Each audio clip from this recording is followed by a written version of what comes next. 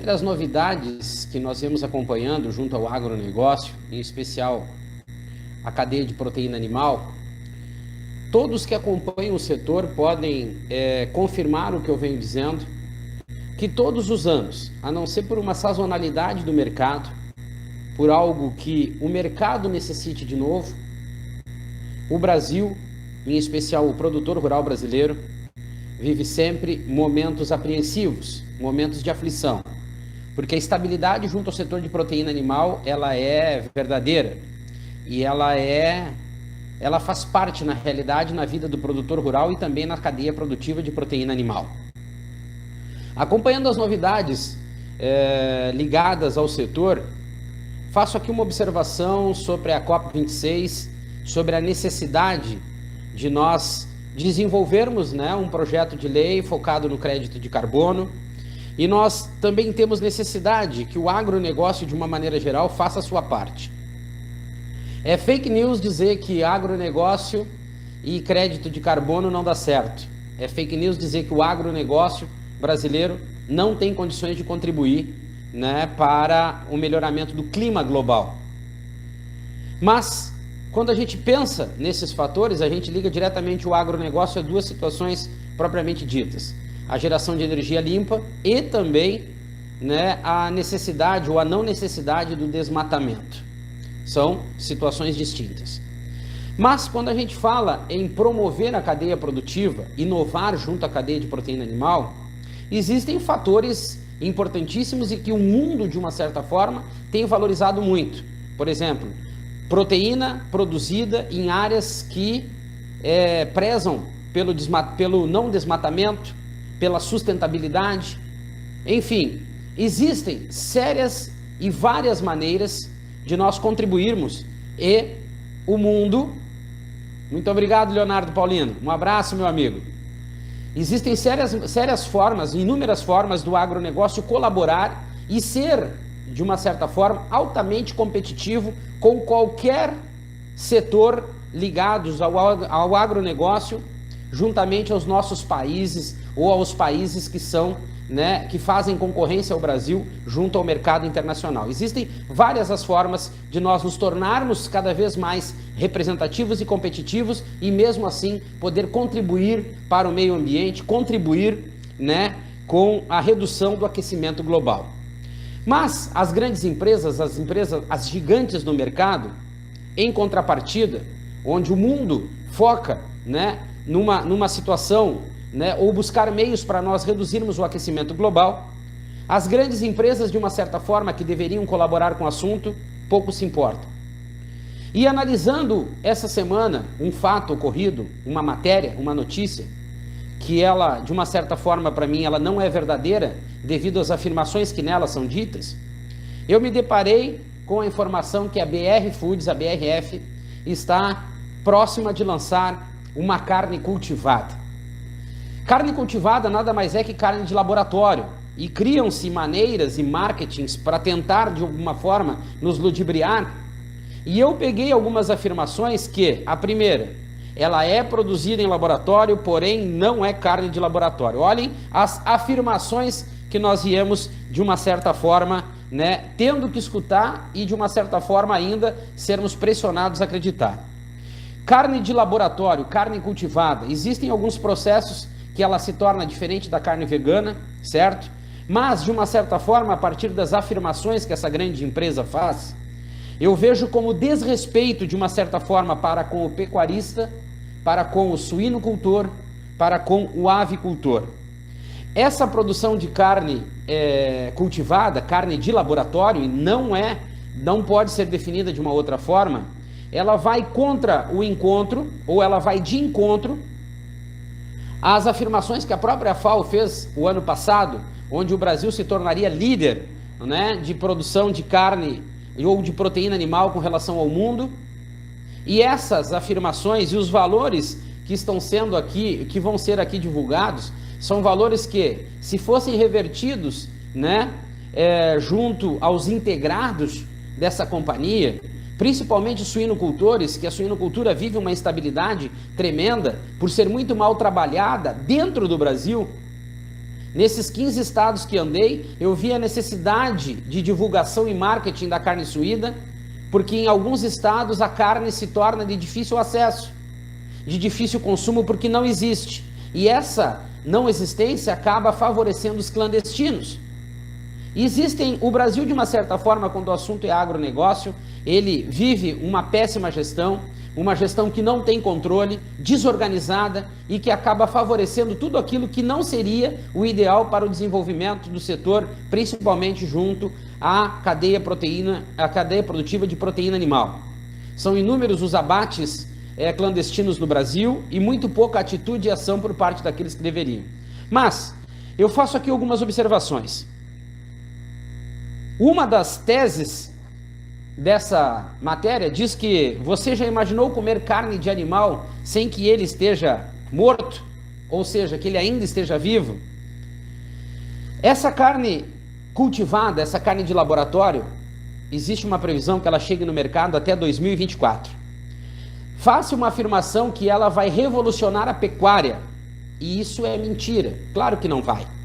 Na realidade, não vai haver nenhuma mudança na pecuária de corte com relação a essa carne cultivada, essa carne de laboratório. Nem com relação ao volume consumido no Brasil ou no exterior, nem com relação ao consumo. Ela poderá ter uma parcela mínima com relação ao mercado, principalmente pelas questões financeiras. Será um produto de alto valor agregado. Então, segunda afirmação, que a carne de laboratório ou carne cultivada, ela preza pelo bem-estar animal, que não haverá abate. Bom, eles já não sabem nem o que estão afirmando, porque bem-estar animal e abate são coisas distintas. Bem-estar animal é fazer com que esse animal seja conduzido e sofra o processo de abate sem sentir dor. Que nós cause a ele, animal, todo o processo produtivo, todo o processo, de produção, de crescimento, até a hora do abate, que ele não venha sofrer dor, que ele não venha sofrer mal-estar. Então, já a segunda afirmação, ela tenta de uma forma ludibriar o consumidor, dizendo que essa produção de carne de laboratório vai prezar pelo bem-estar animal. São processos distintos, são informações distintas, bem-estar e abate. Elas se completam, mas são situações distintas uma da outra. Essa carne de laboratório, ela está sendo desenvolvida em laboratório. Logo, ela vai trabalhar com produção de carne de frango, de suínos e de peixe. Na realidade, eu vejo essa produção, de uma certa forma, muito focada no desenvolvimento de um novo produto, de uma nova linha de produtos, que, ao meu ver, dentro do que eu entendo, ela trata com desrespeito o produtor rural, que vive de uma certa forma nessa instabilidade tremenda, entra ano e sai ano, porque não existem projetos e programas focados no mercado consumidor, não existe estabilidade e equilíbrio, não existe processo evolutivo na cadeia produtiva de proteína animal em nenhum dos segmentos. E aí a pergunta, por que a BRF não pega esse valor investido até hoje de 2,5 milhões de dólares, 2,5 milhões de dólares investido nesse novo produto, e não trata o seu produtor, o produtor integrado, de uma certa forma, com mais responsabilidade, investindo mais, desenvolvendo marcas que valorizem a cadeia produtiva. E existem inúmeras formas de nós inovarmos no mercado de produção e consumo, seja no mercado interno, seja no mercado externo. Porque essa grande companhia não valoriza mais o seu produtor, que vive sim, mesmo os integrados, vive essa instabilidade devido a um não consumo no mercado internacional, fazendo com que seus custos de produção aumentem ainda mais devido ao preço dos grãos que compõem as rações irem do nada às alturas, as margens de lucro cada vez menores, tendo que, em algumas situações, ele, produtor rural, cancelar ou parar as suas atividades. Por que não essa companhia não faz, como eu disse, um trabalho focado na produção de carne que se preocupa com a emissão de carbono, por exemplo, com a produção orgânica, com a produção sustentável?